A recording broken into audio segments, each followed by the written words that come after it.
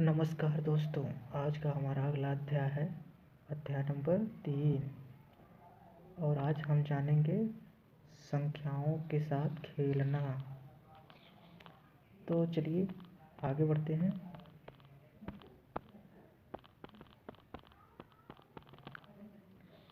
देखिए भूमिका में लिखा गया है, कुछ कंचे हैं यहाँ पे, उसको पंक्ति में रखा गया है। तो एक पंक्ति है, 6 कंचे हैं, यहाँ पे गुणा कर दिया गया है। ठीक, दूसरा पंक्ति में 2 पंक्ति हैं, तीन तीन का रो है। ठीक है, 3 मतलब 1 1 2 2 का रो है, 3 है। तो यहाँ पे 2 लाइनें हैं कंचे की, और 2 लाइन है तो 2 करेंगे और गुणे 3 नंबर है तो 6 आ गया। देखिए आगे बढ़ते हैं। यहाँ पर बस उसी को उलट दिया गया है। अब यहाँ पे 2 हो गया, क्या रो हो गया, 3 कॉलम है तो 2 रो तो 3 कॉलम, यानी 2 रो करके या 3 कॉलम यानी 3 कॉलम गुणे 2 रो, यानी 3 कॉलम 2 रो, यानी रो इस तरह रो होता है, इस तरह कॉलम, तो इक्वल टू 6। ओके, आगे बढ़ते हैं। देखिए यहाँ पे समझाया गया है उस चीज़ को। हमारा अगला टॉपिक है गुणनखंड एवं गुणज। चलिए देखिए गुणनखंड और गुणज कैसे करते हैं। देखिए यहाँ पे भाग देके बताया गया है। अब जैसे मान लीजिए यहाँ पे 4 दिया गया है, तो 4 का जो गुणनखंड होगा 1 होगा, 2 होगा, 4 होगा।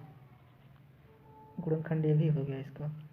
और इसकी गुणज का बात किया जाए तो इसका गुणज होगा 2 और 1। यहाँ पर देखिए किया गया है, उसी को समझाया गया है, इसे पढ़िएगा।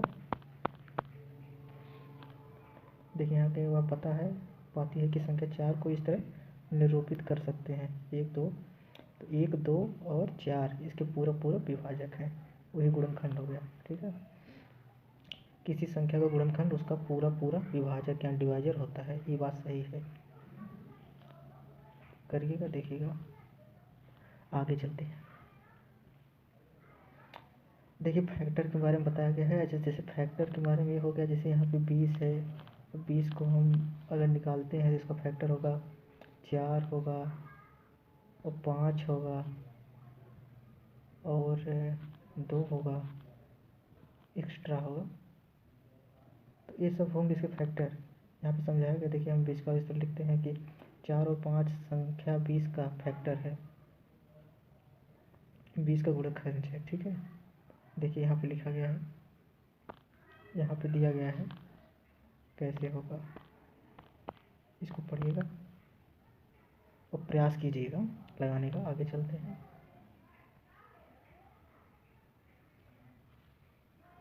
देखिए यहाँ लिखा गया है, प्रत्येक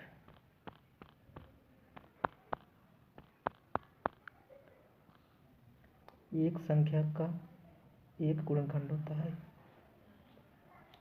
प्रत्येक संख्या स्वयं अपना एक गुणनखंड होती है। यहाँ पे किया गया है, वह संख्या, एक संख्या का प्रत्येक गुणनखंड उस संख्या का एक पूर्ण विभाजक होता है। एक दी हुई संख्या प्रत्येक गुणनखंड उस संख्या से छोटा या उसके बराबर होता है। दी हुई संख्या के गुणनखंडों की संख्या परिमित फाइनाइट होती है। एक संख्या का प्रत्येक गुणज उस संख्या से बड़ा या उसके बराबर होता है। एक दी हुई संख्या के गुणजों की संख्या परिमित फाइनाइट होती है। प्रत्येक संख्या स्वयं का गुणज होती है। देखिए वह संख्या जिसके सभी गुणनखंडों का योग उस संख्या का दोगुना हो तो एक संपूर्ण या संख्या परफेक्ट नंबर कहलाती है। जैसे 6 और 28 एक संपूर्ण संख्या है। प्रश्नावली कीजिएगा। अब भाज्य एवं भाज्य संख्या, वे संख्या जिनके गुणनखंड 1 एवं स्वयं वह संख्या ही होते हैं अभाज्य संख्या, यानी प्राइम नंबर होते हैं। प्राइम नंबर बोले तो जो संख्या है, एक तो खुद डिवाइजर होगी अपने से और एक होगा, उसको हम प्राइम नंबर बोलते हैं। कंपोजिट नंबर किसे कहते हैं, वे संख्याएं जिनके 2 से अधिक गुणनखंड होते हैं उसे कंपोजिट यानी भाज्य संख्या बोलते हैं। यहाँ पर दिया गया 1 से 100 तक 25 इसमें प्राइम नंबर है। पढ़िएगा इसे ध्यान से। सम विषम इवन और ऑड। देखिए यहाँ पे कुछ पैटर्न दिया गया है, कहा गया है 2 4 6 7 और 10 में प्रतिरूप एंड पैटर्न को देखिए, इसमें 2 का गुणज है, सब 2 का गुणज है, तो ये संख्याएं सम संख्याएं हैं और शेष बची संख्याएं विषम संख्या कहलाती हैं।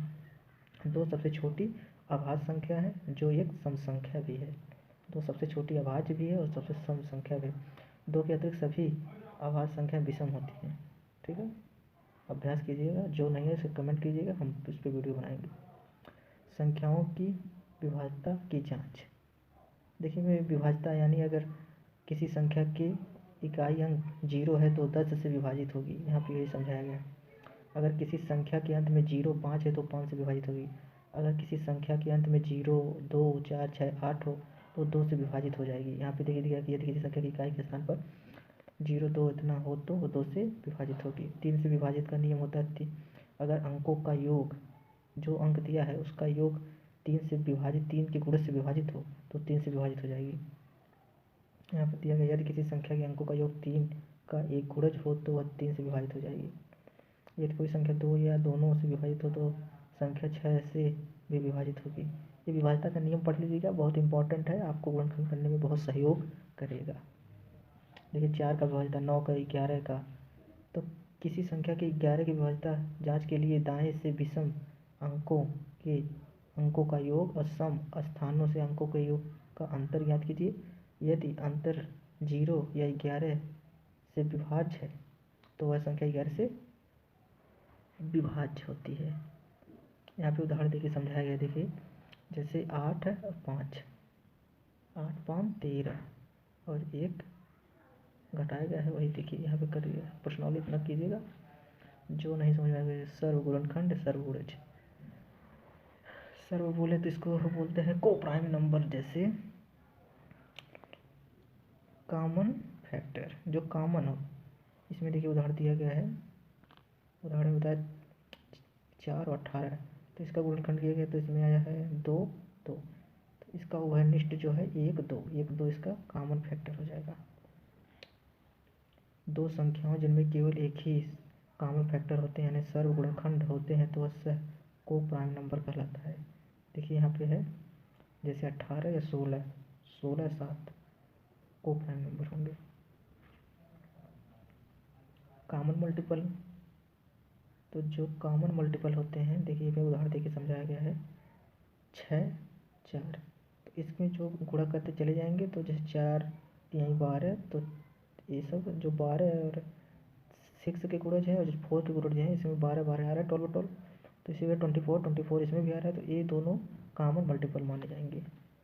उदाहरण देखिएगा, प्रश्नावली कीजिएगा, जो समझ में कमेंट कीजिएगा।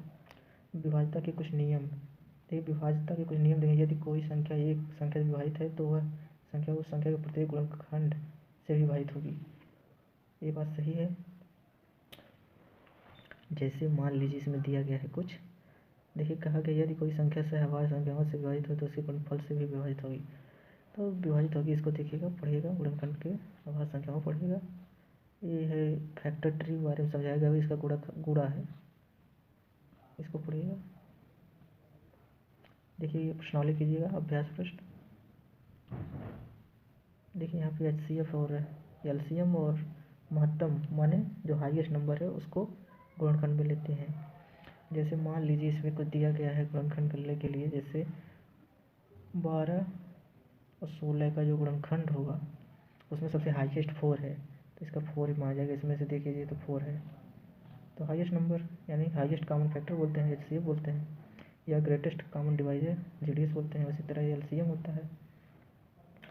लोवेस्ट कॉमन मल्टीपल बोलते हैं, यानी जो सबसे छोटा होता है उसी का गुणा किया जाता है। इसमें अभ्यास कीजिएगा, जो समझ में आए उसे कमेंट कीजिएगा। कुछ उदाहरण देखिए समझाया गया है, इसे कीजिएगा और लास्ट वाला पॉइंट जरूर पढ़िएगा, हमने क्या चर्चा की इसको जरूर पढ़िएगा, इसमें बहुत सारे क्वेश्चन हैं आपके। नमस्कार, धन्यवाद दोस्तों वीडियो देखने के लिए।